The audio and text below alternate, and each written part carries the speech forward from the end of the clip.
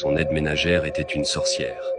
L'histoire que je vais vous raconter est totalement vraie et s'est déroulée à Niamey, la capitale du Niger. Cette vidéo est aussi une mise en garde pour tous ceux qui ont des domestiques. Restez donc jusqu'à la fin pour le découvrir.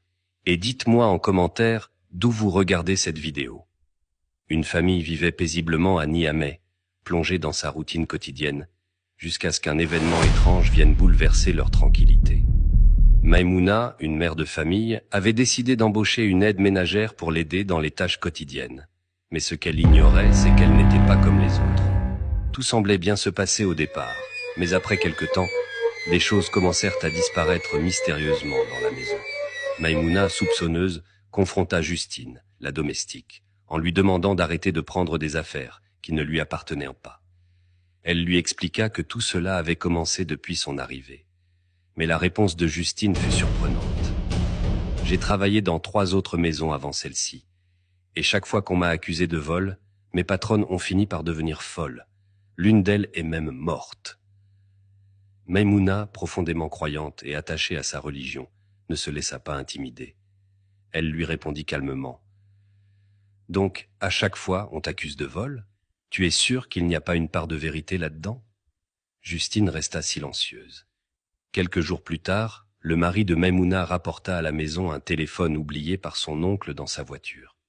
Mais dès le lendemain, le téléphone avait disparu. Maïmouna interrogea à nouveau Justine. « Tu exagères. Il n'y a que nous dans cette maison. Qui aurait pu prendre ce téléphone si ce n'est toi ?» Cette nouvelle confrontation mit Justine en colère. Maïmouna, fatiguée des disputes et des disparitions répétées, prit la décision de la renvoyer. Mais Justine ne comptait pas partir sans faire de scandale. Elle insulta Maïmouna et son mari, refusant de quitter la maison. Il fallut que Maïmouna la menace de lui casser la figure pour qu'elle se résigne finalement à partir.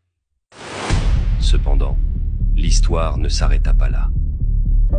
Maïmouna et son mari décidèrent d'aller voir la femme qui leur avait recommandé Justine pour lui expliquer ce qui s'était passé. En fouillant les affaires laissées par Justine, ils découvrirent le téléphone volé ainsi que tous les autres objets disparus. Humiliée, Justine ne comptait pas en rester là. Elle décida de se venger. Mais que pensez-vous qu'elle a fait ?